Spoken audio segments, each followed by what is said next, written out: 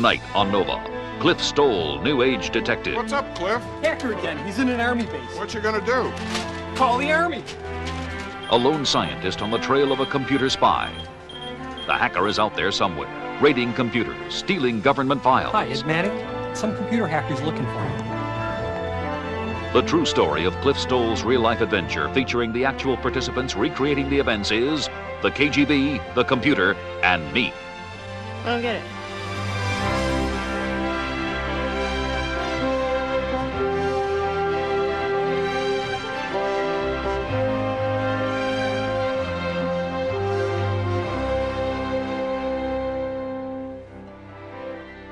Funding for Nova is provided by the Johnson & Johnson family of companies, supplying healthcare products worldwide. And Lockheed, a bold new force in systems engineering, management, and technology services for defense, space, and industry. Major funding for Nova is provided by the financial support of viewers like you.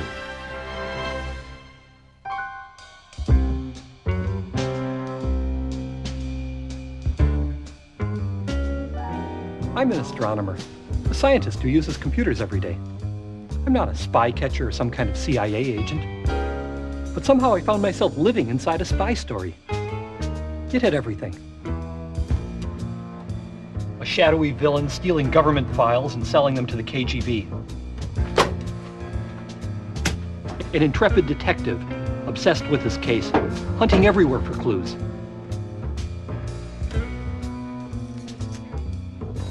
The hero's sweetheart, his helpful colleagues, even the CIA. It led me into a maze of computers and electronic communication networks, and ended in a foreign country, far away. I was chasing a new kind of criminal, a hacker, sneaking into military computers, stealing secrets. As a scientist, it was bewildering. But in the end, it was science that showed the way out. Let me tell you what happened.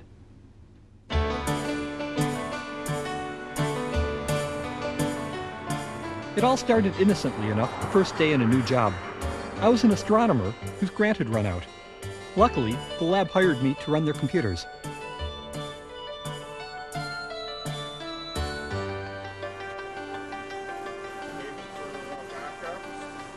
Dave Cleveland showed me around.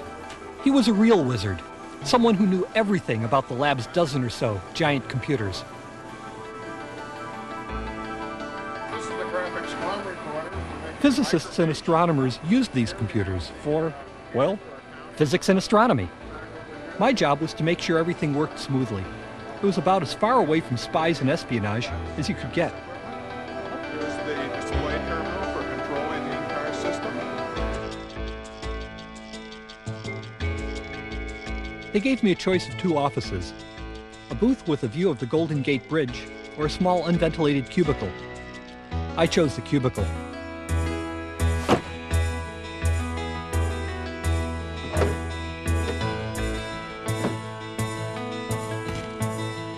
I had barely moved in when... What? This is the monthly accounting report, and there's a discrepancy.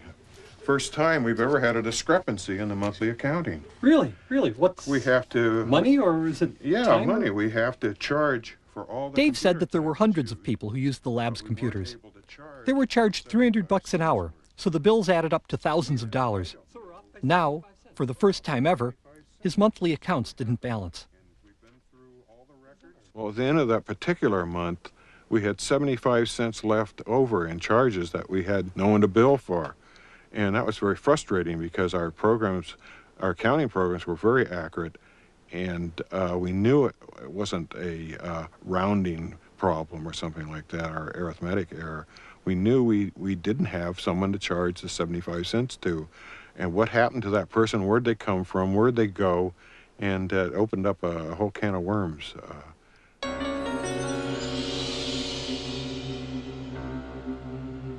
Thousands of dollars in charges, off by 75 cents. Didn't sound like much, but it was an interesting problem. A big error would mean an obvious bug in the system. Easy to find, easy to fix. But 75 cents? That's a challenge.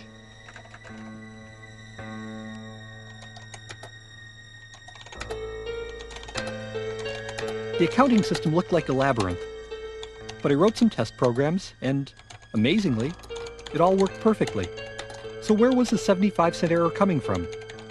I was looking at the list of authorized users when one name caught my eye. Hunter. This guy didn't have an account number. He must have used 75 cents of computer time and not paid for it. Well, I didn't know who this Hunter was, so I shut him down. That was the end of it. Or so I thought.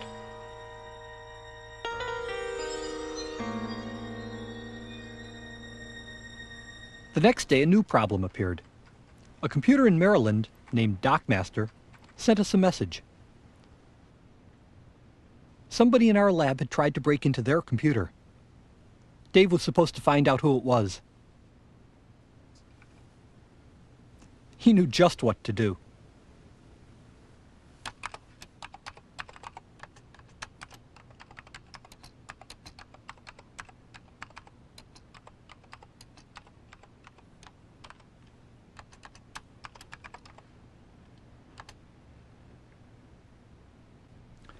Used to be that computers were isolated. Big computer here would solve one problem, this computer would solve another. Now, though, we share data from one scientist to another. And that means we need to network our computers. We need to send messages from one system to another, yet to another. Those computer networks form communities, form neighborhoods where one system sends information to another. And it's not just the computers that form the communities. The people using them are in one large neighborhood as well. Our networks are like a new kind of highway system. Once you get on a network, you can travel around the world. All you have to do is find a computer's network address and then call it up. You type in your account name and then your password. The password's usually not displayed to keep it secure from somebody looking over your shoulder. If you're legitimate, it invites you in. You can even dial up a network on a telephone line with your home computer. It all works great until somebody, a hacker, tries to break in where he doesn't belong.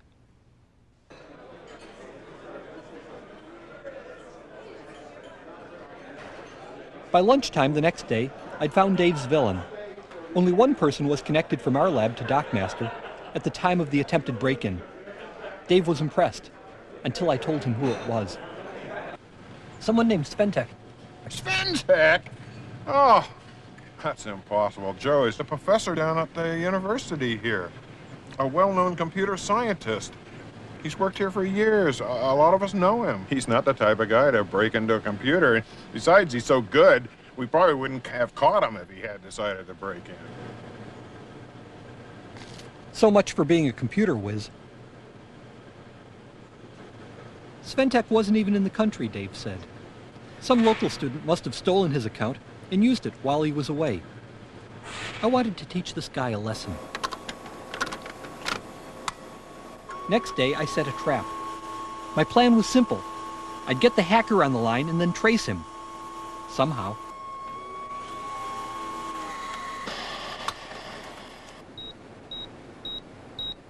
I programmed my terminal to beep whenever anyone logged into the lab.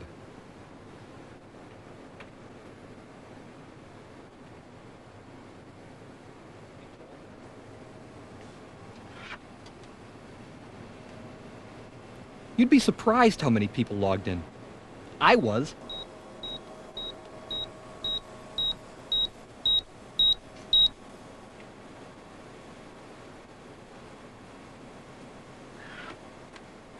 This was some program. I wasn't catching any hackers, and I wasn't getting any work done either.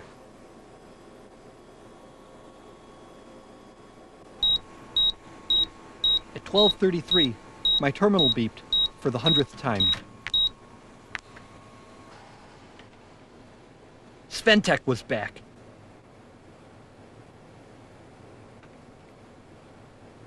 A minute later, he logged off. All he'd left was a terminal number. the line that he'd used to enter the lab's computer system.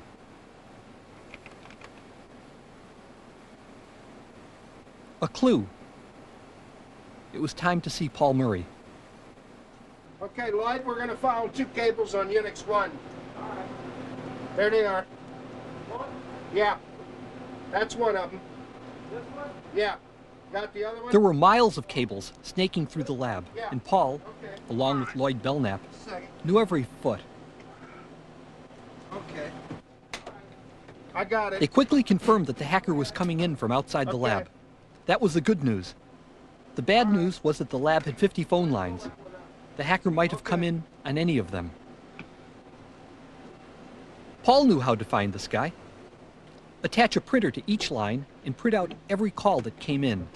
Great! Except, where am I going to find 50 printers? Once again.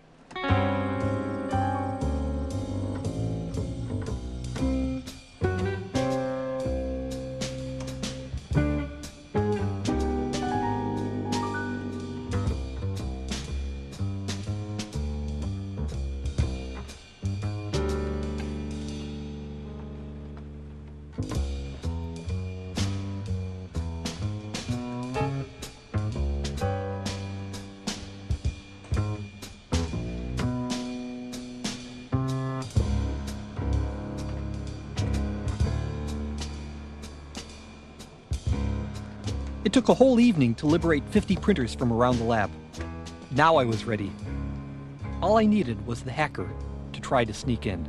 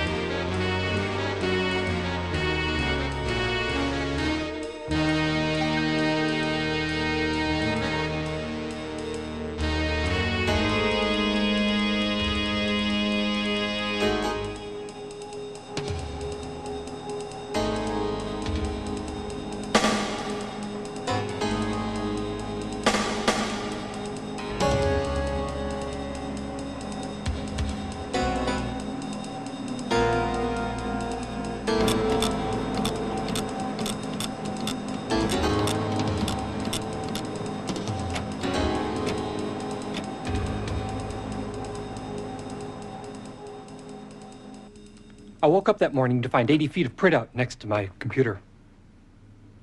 This hacker hadn't just broken in, he'd become super user. Super user. He was like an apartment manager who had a passkey to get him into any apartment in the whole building. He not only could read any file in my whole system, but he could change any of them. He could erase any of those files. And he got in through a security hole. On our computer, you can send mail to someone else in the computer.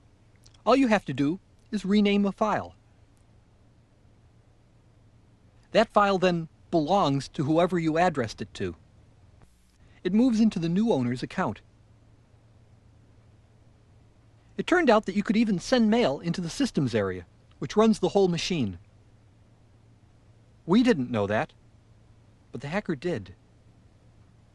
He wrote a computer program saying, "Make me the boss, super user." Then he addressed his program to the systems area, and in it went. Now his program had to be run. Here was the clever part. The systems area has a program which is automatically turned on every 5 minutes to take care of routine chores. The hacker designed his program to temporarily replace the real program. He mailed his letter and waited. 5 minutes after his phony program was installed, the computer ran it and made this hacker systems manager, super user. He now controlled the entire Lawrence Berkeley lab system. This guy was no fool. Once he became super user, he'd cover his tracks. He'd change the accounting system so that any record of his being there was covered up. It's a little bit like brushing away your footprints as you walk down a street.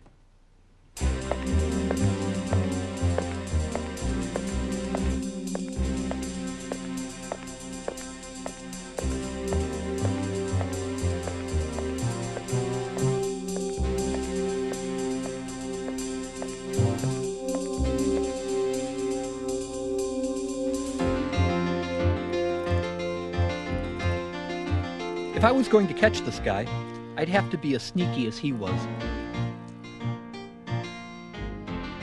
I couldn't grab 50 printers to monitor him all the time. I needed an alarm system, a simple way to detect this phony Sventek every time he logged into the lab. The first part was an electronic dialer. It was simple and cheap. Cost me 99 bucks. How you doing today? All right. I'll have one of these guys. Okay, would that be all for you today? Yeah, that'll make me happy. The next part was complicated and expensive. I needed to identify Sventek's login among the stream of data pouring into the lab. Yeah, getting there. Lloyd Belknap came up with the answer. A logic analyzer. That looks good. And the ankle bone's connected to the neck bone. Hey. Go ahead. Lloyd fixed it to intercept the data stream and watch for a single word. Sventek. What's going on? Anything up? Not yet. Okay. Anything there? Yeah. All right, so you're spooling something out then. Yeah, we should be getting a bunch of things. All We should right. be getting a lot of lists of files. Ah, Yeah. great! Look at that! It's coming over great! Nifty. When the logic analyzer spotted Sventek, it was supposed to signal the dialer, which was supposed to telephone me. Whatever comes out here is bopping out here. Yeah.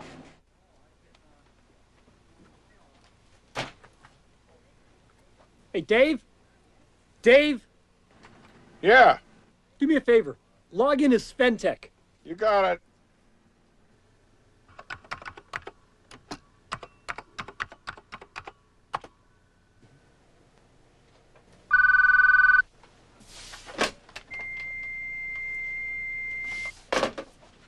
Works great. Fine. Okay.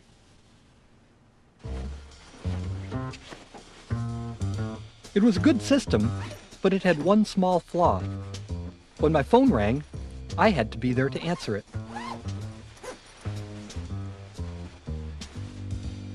After a week or two, without a sign of Sventek, I was looking for improvements.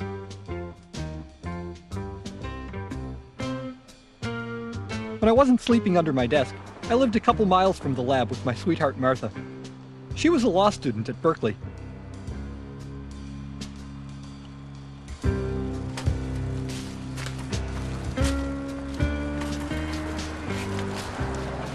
It wasn't easy to explain to her why chasing some student hacker kept me at the lab night after night. She was starting to get mad, so I came up with another of my bright ideas.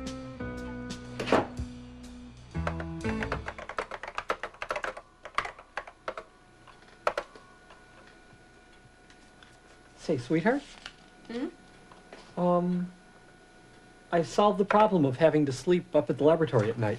Huh? With the hacker thing? Yeah, I figured out a way that I don't have to stay there at night anymore. Wonderful. Here. Look at this. It's a pocket pager. Yeah. Well, I fixed it up so that, here, I'll show you. Watch while I log in as Sventek over here. Mm-hmm. And just wait for a second or two. Ain't that neat? I don't get it. Whenever this hacker comes into the lab computers, this pocket pager goes off. Mm-hmm. And so I can find out when he's on any time of the day or night. Yeah, and then what do you do? I run up the lab and start checking things out. So anytime he logs on, even if it's in the middle of the night, Yeah. you carry this with you, and this thing goes off. Yeah. And when you hear it go off, you get out of bed or wherever you are, and you go up to the lab, and you make a phone trace. Yeah, that's about how it works. Great.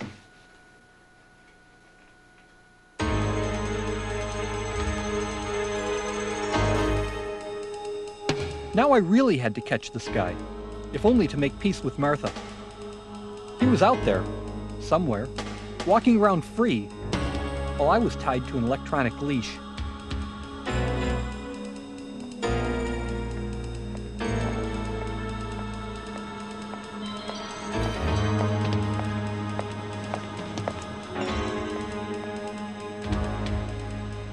Luckily, the beeper worked.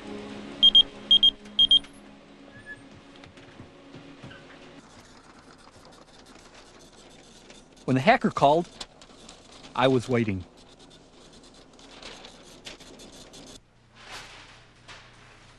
What's up, Cliff? Hacker again. He's in an army base. What you gonna do? Call the army. Same guy who logged into my computer as Sventech was logging into an army computer under the name Hunter. Same guy who caused that 75-cent accounting imbalance. Once he got into this army computer, I could see him searching their database, looking for military information, looking for stuff about their missile plans. Weird stuff was happening here. Scientists used the networks to connect to other labs and universities. But you could also connect to a network of unclassified military computers over something called the MILNet. That's what the hacker did. When he got onto the MILNet, he tried to get into one computer after another. He didn't do anything fancy. He tried standard account names and passwords. All new computers are supplied with them. You're supposed to replace them, but people forget, even on military computers.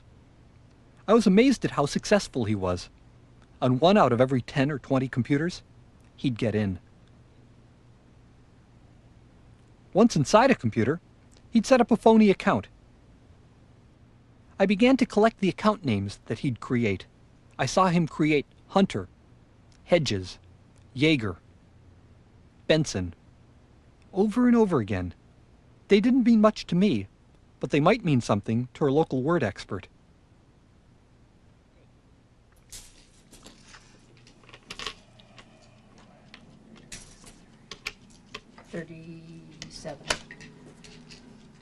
Maggie Morley is the lab's librarian. 119. She plays rough and tumble Scrabble to tournament standards, and she never forgets a good word. The words he was interested in were Jaeger and Benson and Hunter and Hedges. Well, I thought Jaeger was a nice word. I'm a Scrabble player, and that word Jaeger once gave me a large score because I played the J in Jaeger on a triple letter score, and I played the entire word on a double word score. Jaeger, I also knew, was a kind of bird which harassed other birds, causing them to drop the food from their beaks. And it's also a German word meaning hunter. So right at that moment, we correlated Hunter and Jaeger as being akin.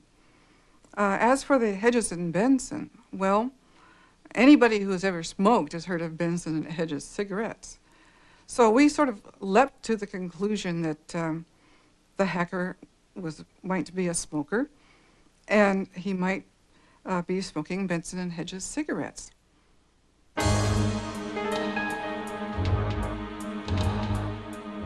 Now we were getting somewhere.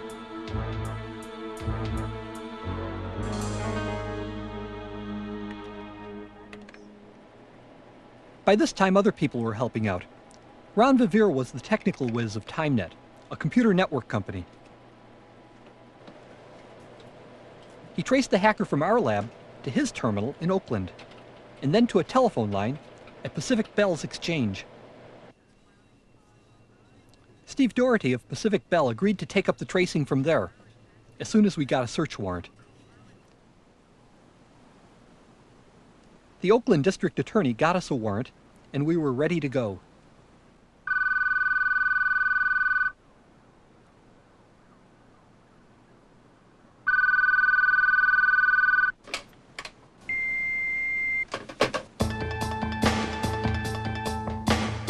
Dave, he's on.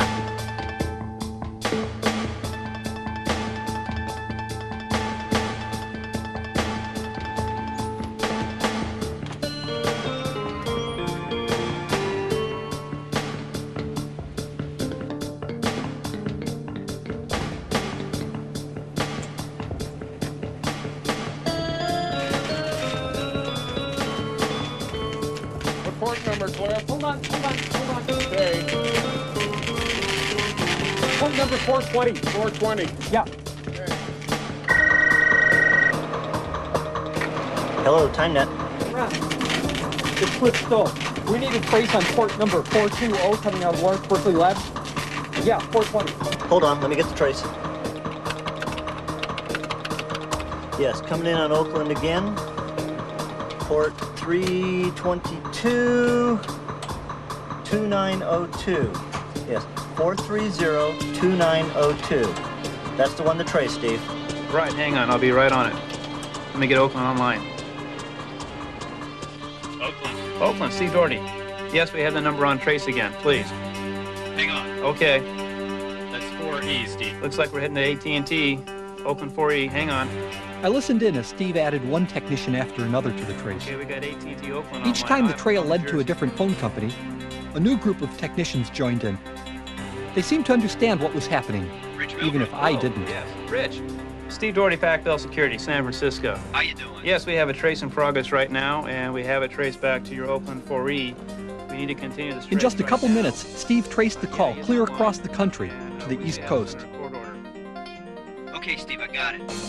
Looks like you're on your way to Virginia. AT&T Arlington 4E. I have your 5096. It's leaving me to CMP McLean, truck group 427. Y'all are trucked into McLean, and it's almost dinner time. Suddenly, there were 6 people on the line. All of us waiting, trying to pull a needle out of an electronic haystack. Here it comes. Looks like a PBS Hunt Group multi-line. From pair group 500, that's 10-1060. Shall I confirm with the dropout? Stand by. Cliff, we traced the number, but to make sure that we've traced the right trunk group, we want to pull the heat coils. And we do this, we'll drop the connection here. Is that okay? Yeah, sure. Tell her to go right ahead. I'll see what happens here. Place your bets. Here we go. I'll pop in the fuse. Now. Yeah, that did it all right. It's 1060, all right. That's all, boys. I'll shuffle some papers and ship them on upstairs. Bye now. So who's the hacker? I can't tell you. I don't have the trace information. The technician in Virginia does, and she won't give it to us. Why not? Well, our search warrant is for California, and it's no good in Virginia. Oh, no.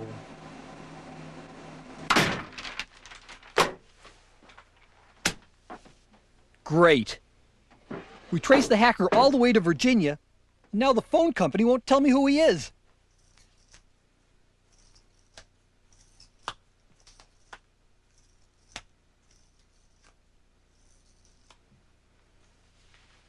When I calmed down, I looked at what the hacker had been up to. He was in a government computer again. This time, he was looking for members of the CIA. And he found them, too. Phone numbers, names, everything. Should I call them? Well, why not? Hi, Ed Manning? Yeah, some computer hacker's looking for you. He broke into our computer, then he's going out over the Milnet looking for people. Yeah. Now I was in trouble. The CIA wanted to see me. Yeah, you could come out here, but... Monday?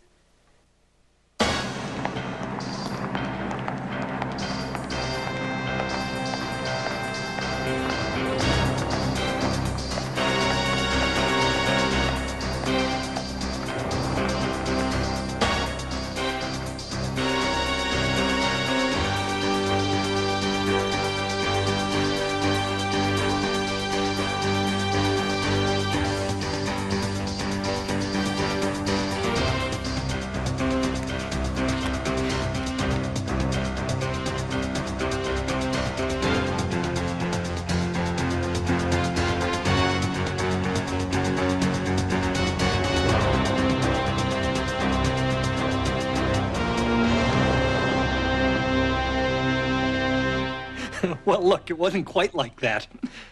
But the CIA people did come out, wearing suits and sunglasses. But they wouldn't help out.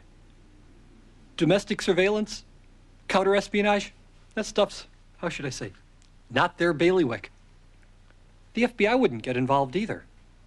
They felt that, look, 75-cent error, It's not worth our time to check into it. So I had to rely on what I knew best, doing science. In science, you gather and analyze data and do experiments. So that's what I did. He's still here, Lloyd. Okay. He's still here. All right. Give me a second. Get this set up right.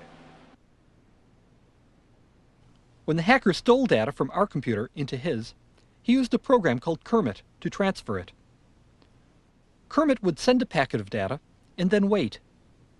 When the hacker's computer got the packet, it replied, "Got that one, send the next batch." If I could measure the delay time between each reply, then I could calculate how far away the hacker was. In practice, it was a little more complicated than that, because the path might not be direct. The connection goes through a series of relay stations, called nodes. They might interfere with the calculation. I didn't know, but we did the experiment anyway. 1, 2, 3. 3 seconds? 1, yeah, 1, 2, right about 3 seconds. 3 seconds round trip. That's from Berkeley to wherever he is and back. Yeah, 3 seconds. At the speed of light, that's about 270, 280,000 miles away. For basic physics, he's someplace on the moon. Sure. That's what it says. Well, how else are you going to get 3 seconds of delay? Well, if he's coming through several different nodes, every node that the packet gets sent through is going to add its own delay. Oh, so you're going to have, depending on the route, it may be different.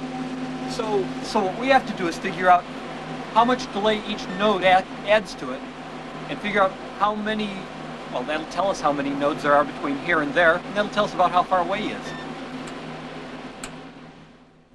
To sort out this problem with the nodes, with the relay stations, we figured we'd perform a little experiment. We'd connect from our Berkeley, California computers to systems across the country and measure the delay times for packets to go from our place to somebody else's computer and come back. First we went from Berkeley down to Los Angeles and back. We found that, hey, getting delay times of a quarter second, third of a second. Okay. Then from Berkeley to Iowa and back, getting delays of 3/4 of a second. Further away from Berkeley we get, longer the delay. Then from California to Boston and back, getting delay times of 1.5 seconds. Okay. But none of these were 3 seconds long. That delay was outside the bounds of our experiment. It seemed as though the more data I looked at, the more puzzles there were.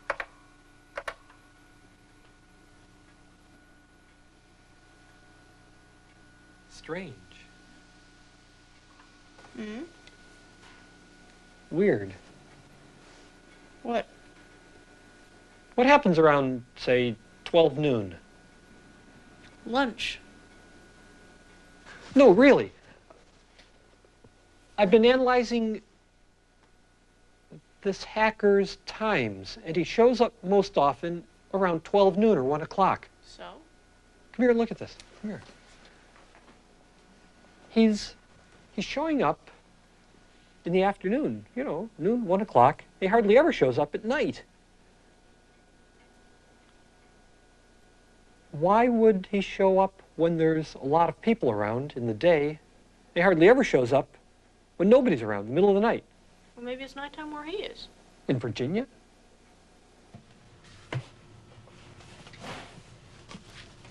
That business with Virginia was another false lead. The hacker just wasn't there. I finally discovered our phone trace had led to a computer belonging to a company called MITRE. The hacker had broken into MITRE from somewhere else and then dialed straight out again. It was a way of hiding his tracks, and MITRE paid his phone bill.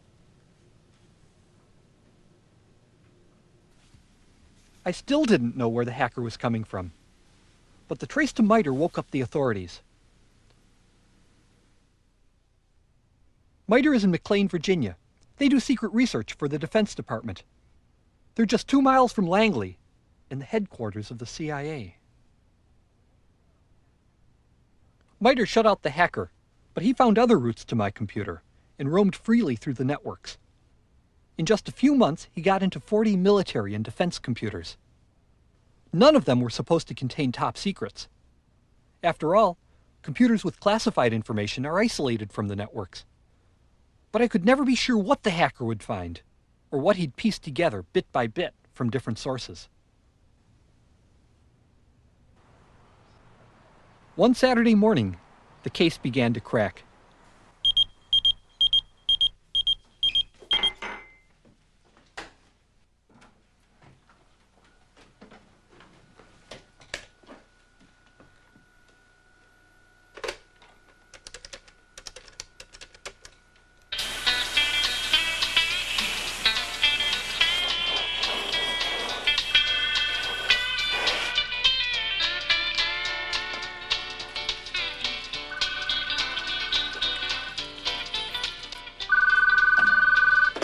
Hello? Ron, I got a live one. Trace my port 14. Okay, hold on. This will just take a second.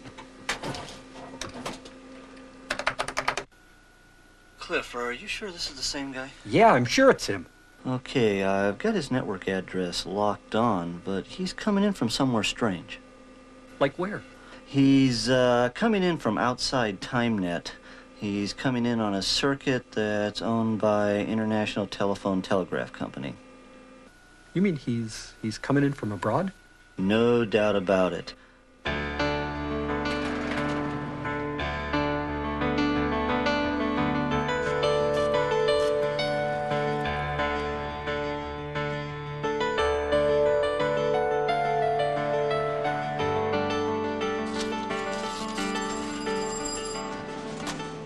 Hello.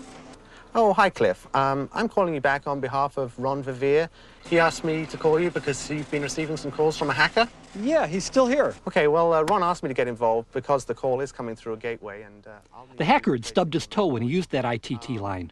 Steve traced it to a satellite and filled in a big piece of the puzzle. I think the address of the caller. So, where's he coming from? Well, he's coming from West Germany. That's the Bundespost network. We'll probably hear back from them about Monday. Yeah, okay. Thanks a lot then, Cliff. Okay, thanks. Bye. Bye. Germany. Now the clues made sense. The times that this hacker shows up. Noon, 1 o'clock out in Berkeley. Heck, that's 9 or 10 in the evening in Germany. The time when a hacker's gonna be breaking into computers. And the passwords this guy's using. Stuff like Jaeger, Hunter. Yeah, Maggie Morley had said just that. Jaeger is German for hunter. And the packet time returns. It was a second and a half from Berkeley, California to Boston. All I had to do was extrapolate to realize that then it's going to be 3 seconds to get from Berkeley out to Germany. I'd been blind. In Germany, the Bundespost quickly traced the hacker into Hanover. There, we ran into another roadblock. The problem was at the telephone exchange. This German exchange dated back to the 50s and was filled with antique rotary switches. The technician had to test a room full of switches by hand. That could take over an hour, but the hacker never stayed on the line that long. Frustrating? You bet. Great.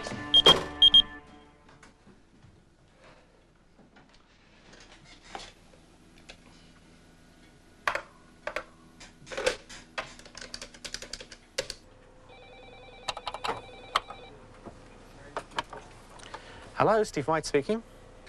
Oh, hi, Cliff. Okay, 1 second, 1 moment.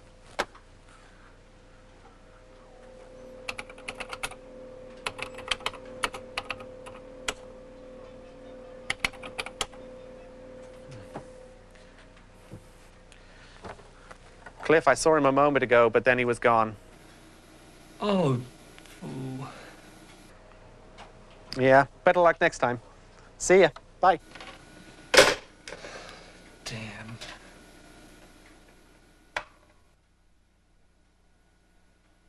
For weeks it went on like this. Time after time, the hacker would log on for 5 minutes or less, and then disappear. So I got smart. I asked Martha and her housemate Claudia what to do. How long does it take to do the whole trace? Well, we can get him to Germany really fast, but once we're in Hanover, phone company needs half an hour to finish the trace. How come they're so slow? Some kind of mechanical switch, or some guy has to walk along and check things out, I guess. But wait, so he would have to be on the LBL computer for a total of like an hour? Yeah, we need him on for an hour. Well, there isn't anything on our machine that he'd want to read. That's right. He comes in, steps through our machine, and goes elsewhere. There's nothing in our machine that's interesting to him. Look, it's just science. Military stuff, that's another story, but my system in Berkeley, no, it's wide open. It's public, practically. If there isn't anything he's interested on your machine now, why don't you make some up? Huh? Well, if you want him to stay on the machine, there should be something there that he wants to read. So why don't you make up some secret government information? No, I mean, seriously. Yeah, but he doesn't know. I mean, if it's a secret, then he wouldn't know that we made it up. Like, took, like, those memos you always get from the Department of Energy and changed them a little bit and put, like, Star Wars in it and stuff. You mean phony secrets? Say it was like this information network, like there'd be Center for Processing Documents, and it would all be like really bureaucratic and boring, and something about implementing the implementation procedure and So it has to sound bureaucratic and boring. Right, and most of it would be nothing at all, but every once in a while we'd drop little things like SDI and Star Wars chemical stuff. warfare and Chemical warfare. Why not? You can even use like stuff like mailing lists, like form letters and mailing lists. Oh, you could give him an address to write to. Maybe he'll be dumb enough to write to it. To put his name on the mailing list. Hey, wouldn't take a couple afternoons to do. It would just be planting something that he'd want to nibble, and enough of it so that he'd have a feast. At least for a couple hours.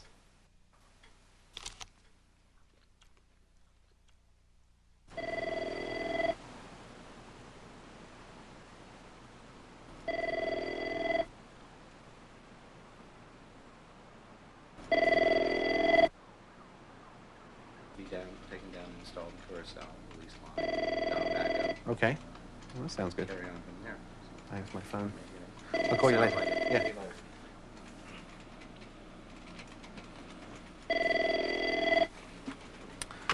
Hi, Steve White speaking.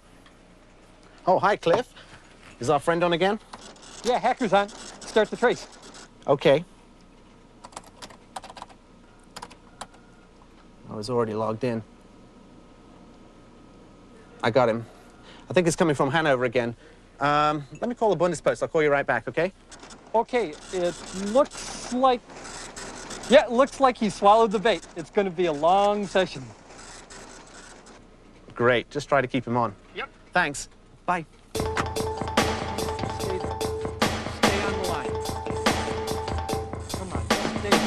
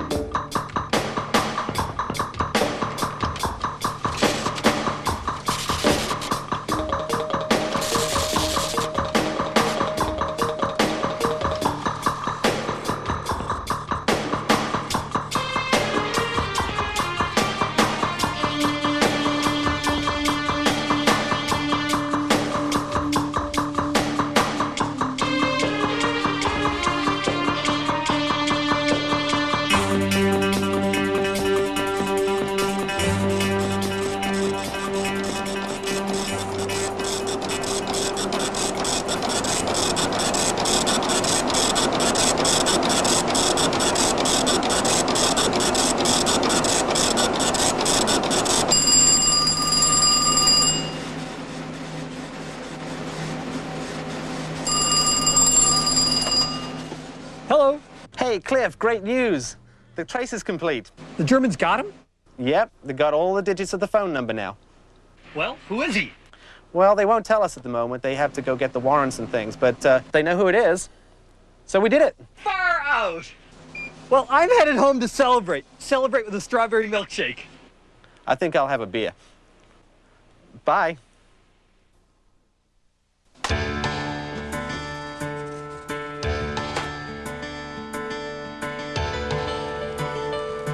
Well, that was that. Case solved. Or almost. It had taken 6 months to trace this hacker, and it would be another 6 months before I found out who he was. The Germans still had to catch him, and we had to gather enough evidence to bring him to trial. Now the FBI really did help out. In charge of the case was Special Agent Mike Gibbons. Well, Cliff had originally traced the hackers into my backyard in Northern Virginia, but I didn't really have a lot to go on. A few weeks later, he called me and told me that the hackers were all the way over across the ocean in Germany and that he really needed some help. We thought it was a pretty serious matter when you have people from another country that are breaking into various government and military computer systems. So we opened a full investigation into the matter. We met with the Germans over here and tried to describe what was going on. We found we had no extradition in place, no way to bring these hackers over to American justice, but the Germans had some new laws in place and were quite willing to prosecute them over there.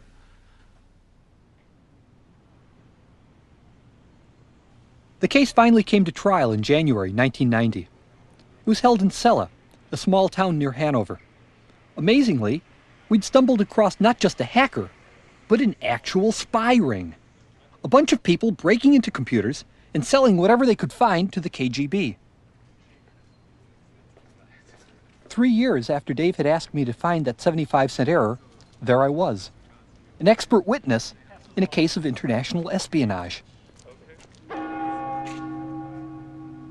4 people were involved in the case.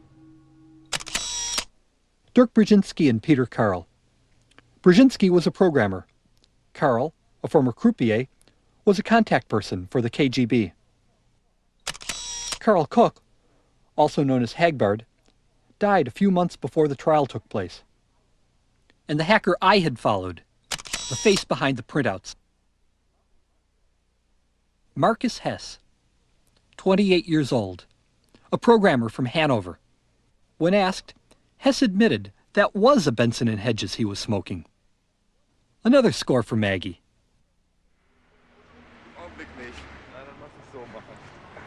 All the defendants were found guilty. They were sentenced to up to 2 years in prison, but were released on probation. They were also fined $12,000, about a quarter of what they had received from the KGB. They hadn't stolen any state secrets, but they proved something else. With just a telephone line and a home computer, you can break into supposedly secure computers thousands of miles away.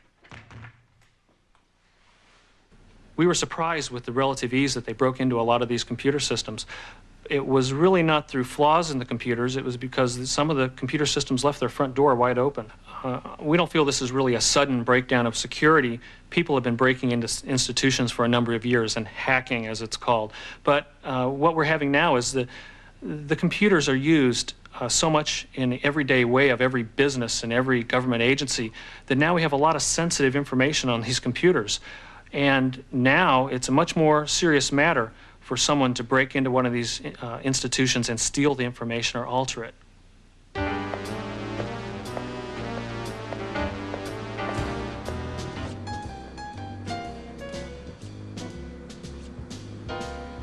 My journey was almost over. What had started in my lab in Berkeley was ending half a world away in the back streets of Hanover.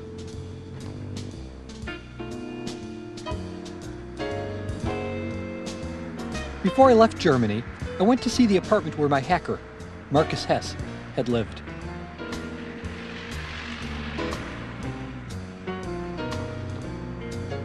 Although the trial was over, I was still curious.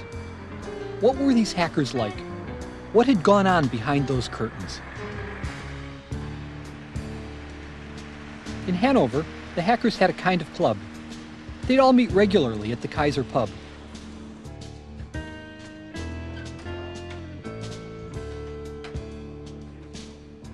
A reformed member of the club agreed to meet me there and tell me what things had been like from the hacker's point of view. His name was Volker Ulla. So we only wanted to hack for freedom of information and showing holes in computers. Then we all realized that this had happened, and no one could believe. No one of us could believe that this had happened. Did you know Marcus Hess at the time? Were you? Yes, I knew him very well, but no one of us knew that they were perhaps selling information. Did he suspect that I had followed him? Did he? No, he didn't suspect. Marcus said, "Oh, I'm caught. I'm very afraid. There must be a freak on the other side who traced me. I can't believe that because I have done such a lot of things." I'm not a computer freak. But you seem to be one. No. You just don't know. One thing disturbed Volker more than the involvement of Marcus Hess in espionage: the mysterious death of his friend Hagbard, the hacker who had died. As Hagbard was a sad person, so when I learned him to know in 1985, 1986, he was much more friendly and he was an open-hearted person.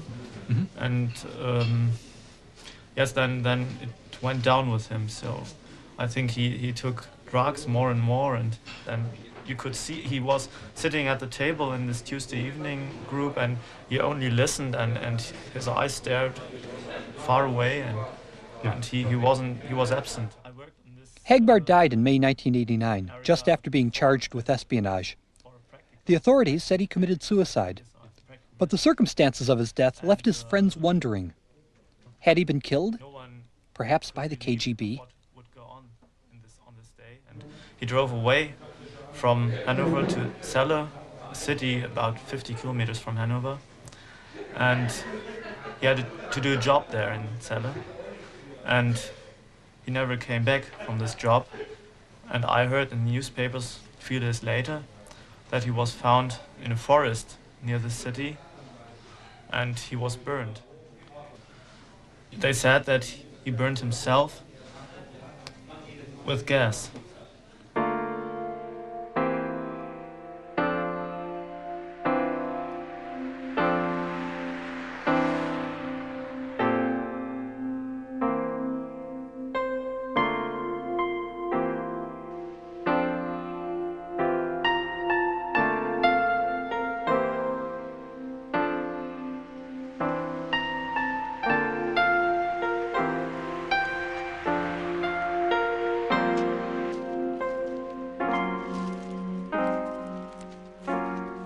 This is where Hagbard died. What really happened? Nobody knows.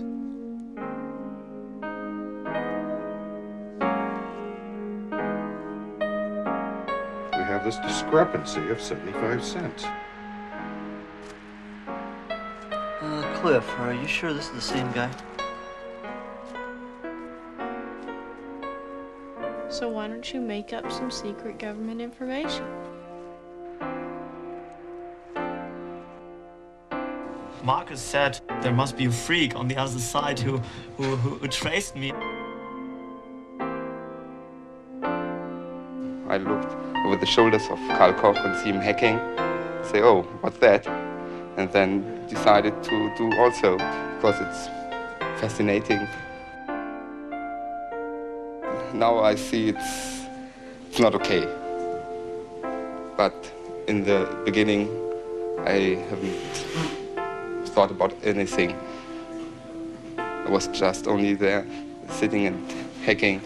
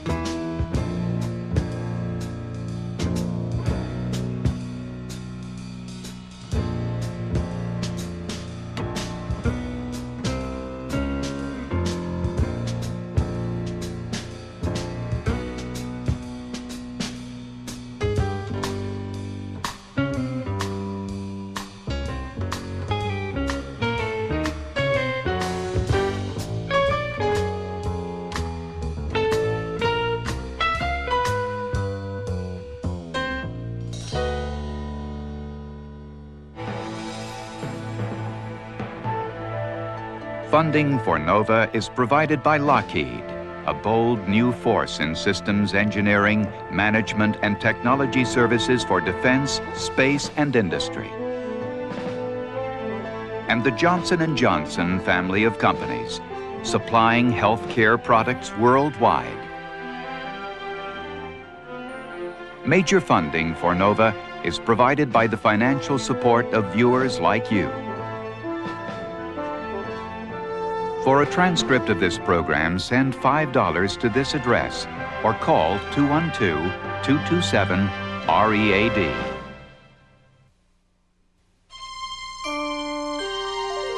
This is PBS.